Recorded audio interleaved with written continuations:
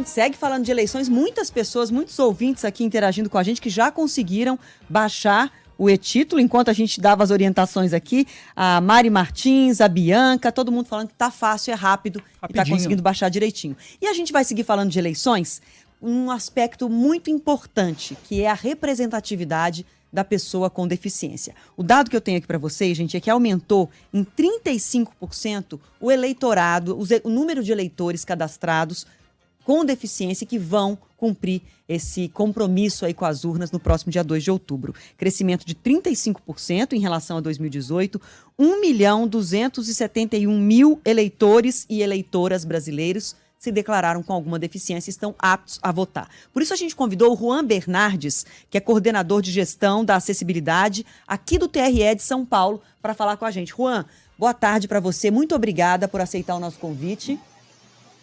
Boa tarde, Adriana. Boa tarde, Fábio. Boa tarde a todas e todos. Boa tarde. Obrigada. Olha só, Juan, eu acho importante a gente falar desse assunto porque as pessoas podem ficar com alguma dúvida se elas poderão votar numa sessão com acessibilidade, que tipo de ajuda essas pessoas podem ter, como o TRE de São Paulo e os TREs do Brasil, na informação que você tem, estão preparados para receber esses quase 1.300.000 eleitores com alguma deficiência?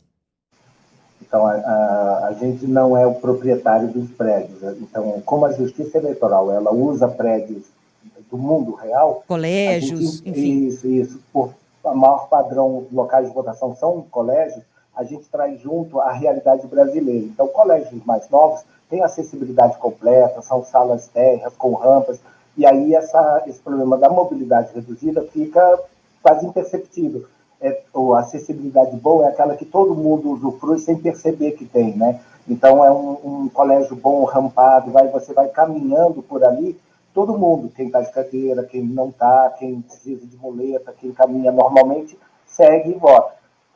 Gente, no ano ímpar, que a gente brinca que é o ano de não eleição, a gente corre atrás desses lugares, provoca os proprietários, aciona o Ministério Público, tenta reverter e adequar os locais. Por isso, no ano de eleição, até maio, quando encerra o cadastramento das pessoas, as pessoas podem pedir troca para essas salas acessíveis. Agora, nessa altura do curso da eleição, não dá mais. Quem está numa sessão acessível consegue usar o espaço, mas quem não está, não tem como a gente adequar agora. Mas lembrando que a pessoa com deficiência, mobilidade reduzida, o idoso, a lactante, gestante, tem preferência na fila. Então, pelo menos isso, chegando ali, ela tem a preferência na fila.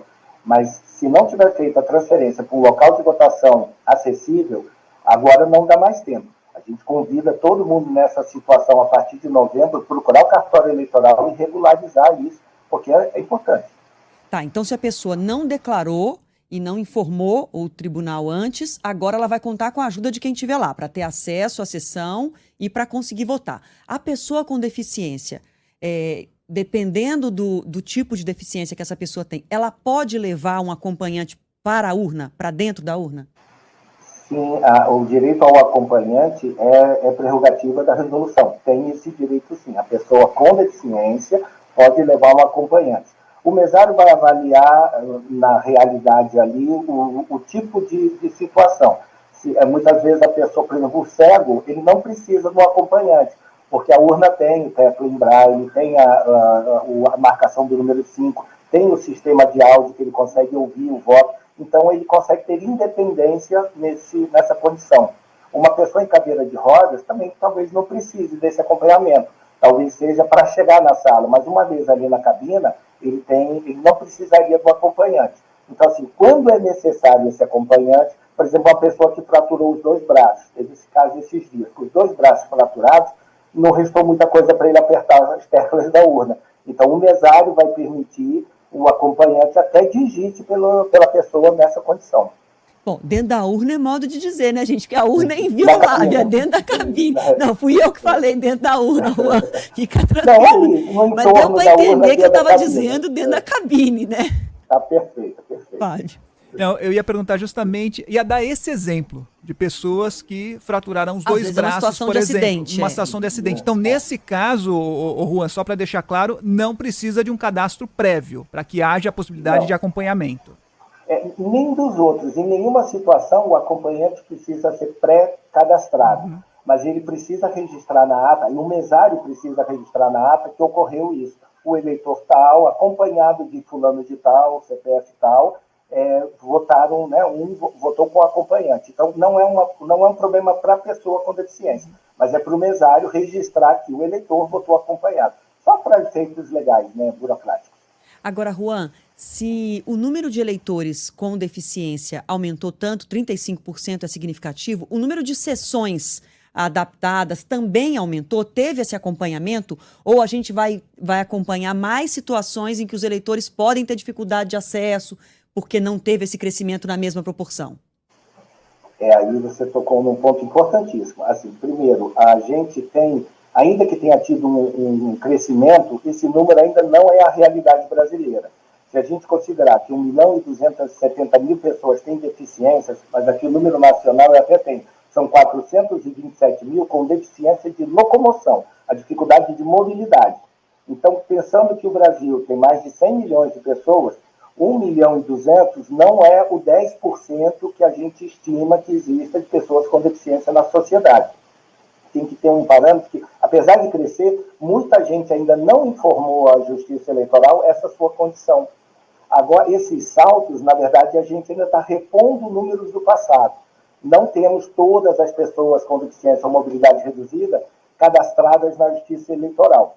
E as nossas sessões, também, como eu falei, depende de prédios, depende de terceiros, né, que adequem seus prédios. A gente tem aí um descompasso, e é fato que pode acontecer ainda, de pessoas que não informaram essa condição para a Justiça Eleitoral, na hora H, na hora de votar, ter alguma dificuldade.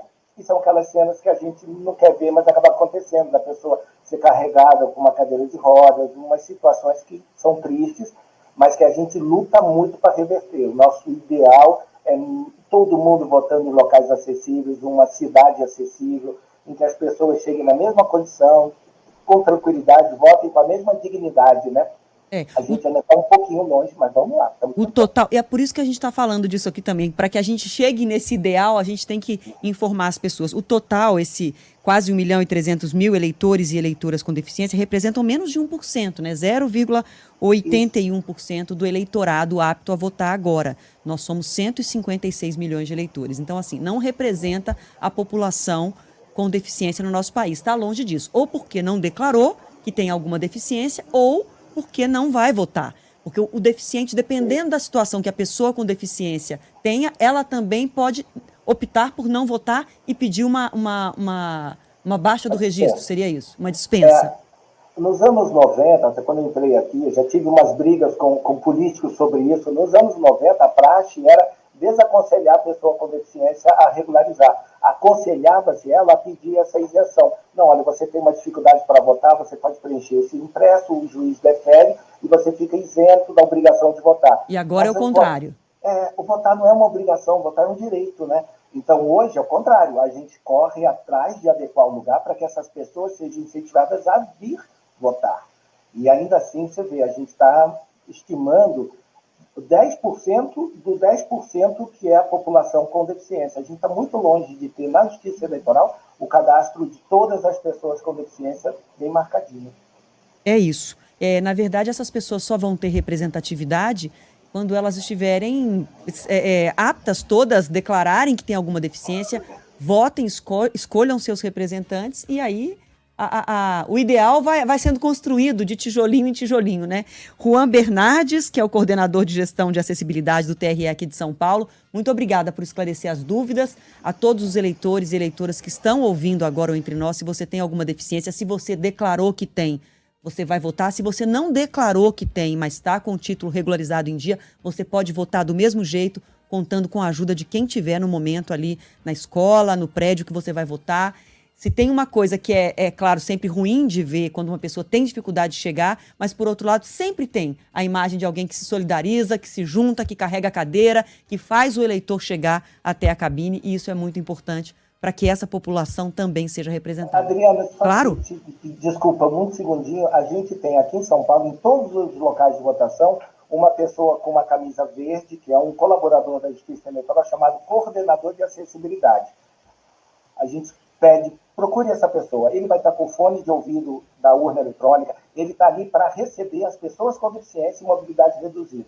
Todo local de votação tem um com uma camiseta verde, os demais estão com camiseta preta, e em alguns locais a gente tem intérpretes de Libras com uma camiseta laranja. Aqui em São Paulo, é um serviço que a gente presta para o pessoal com deficiência. Ótima dica. Então, a camiseta verde, gente, siga a camiseta verde. Obrigada, Juan. Boa tarde, bom trabalho para você.